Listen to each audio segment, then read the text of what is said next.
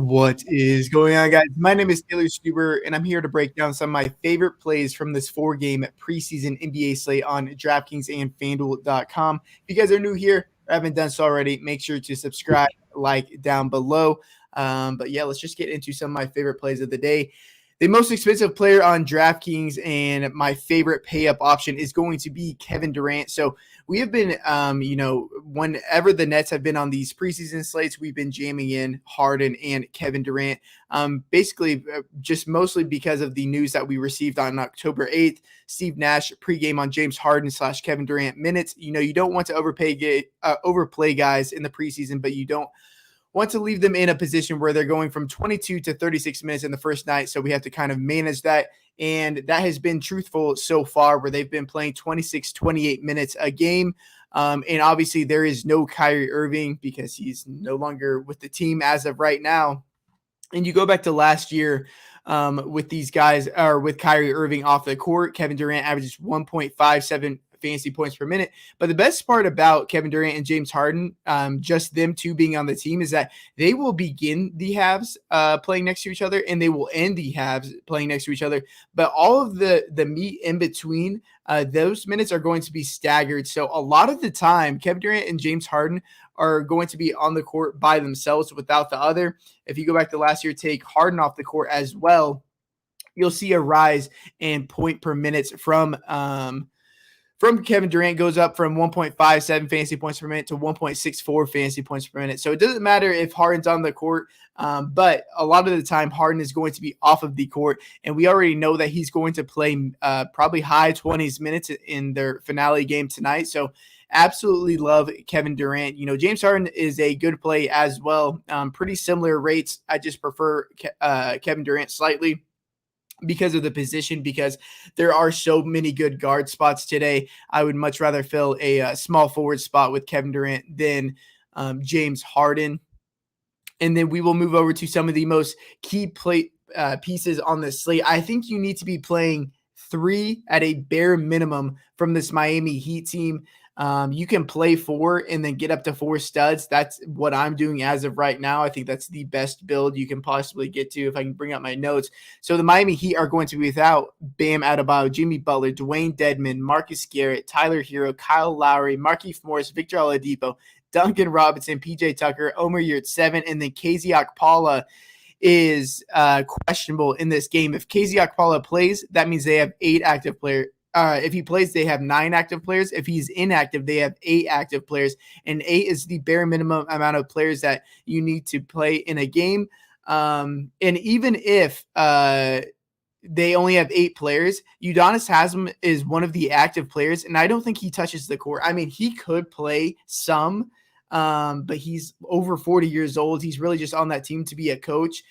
So if KZ Okpala is inactive and they have 8 active players, Udonis Haslem is going to eat up 0, if at most like 10 minutes on this team. So we could see like a true 7-man rotation through a full game.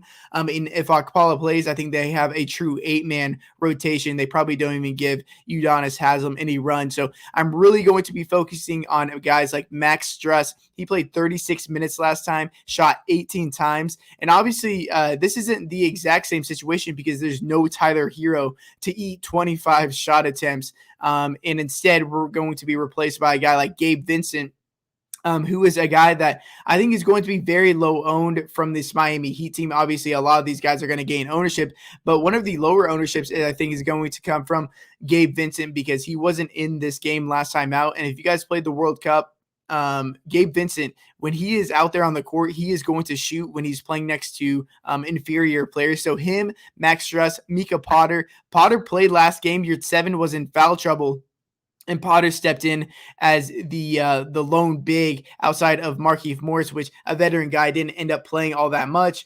And he ended up playing 37 minutes, 13 points, 17 rebounds.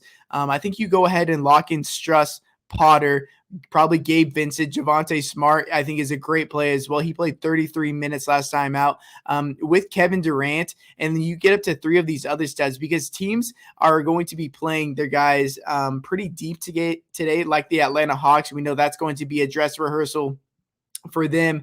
The Nets, I think, are going to do more so of the same. I would avoid the Nuggets and Oklahoma City guys. And then in the last game, we know that the Lakers are going to play their guys significant minutes. Even LeBron, Russell Westbrook, Anthony Davis. Vogel has already mentioned that. And the same thing with the Sacramento Kings. So we are going to see big minutes from a lot of these teams. And so you are going to want to fit as many of those studs in as possible. And the Miami Heat guys, outside of Max Struss, which is just over 5K on DraftKings, are all super, super viable. And they're going to be very low owned on FanDuel just because people are going to gravitate towards the stud names because there's no salary over them. You can play whoever you want. But these guys are probably going to play like 10 minutes more than those studs. And so they can definitely get it done, even though they have a lesser name. The usage is going to be very concentrated on this team.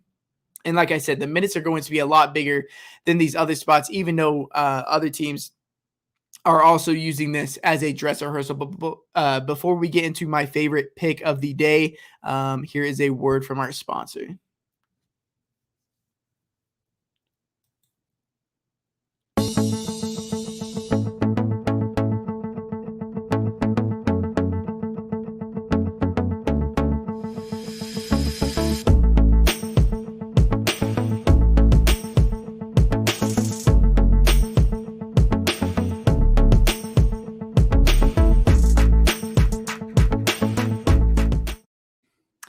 So my pick of the day is going to be the Oklahoma City Thunder +5 versus the Denver Nuggets. We just saw this game yesterday. The Thunder pulled out a victory, and that was with the Nuggets using that game as a dress rehearsal. The Thunder used a similar strategy where they, for the first time, played their starters deeper into the third quarter. The Nuggets guys actually played a bit more than them. But the thing is, the Thunder, or we go back to last year in the same exact situation when the Nuggets used this their last game as a dress rehearsal, the game before their last game as a dress rehearsal. The next game they only played their starters the first half, and I think we could see a similar situation here. The Denver Nuggets have yet to win a preseason game. Their bench is not looking so good this year as it did in years past, and so the Oklahoma City Thunder, while they don't play guys like Darius Bazley, Lou Dort, or Shai Gilgeous-Alexander very much, the rest of their starters and role players play all the way throughout the game. And I think they could easily win this game outright. They are +160 on the money line. I'm going to sprinkle some on that as well. But Oklahoma City Thunder +5 at -110 or 110 is the official pick of the day. But appreciate you guys being here. If you haven't done so already, make sure to like this video, subscribe. And best of luck tonight. Until next time, peace.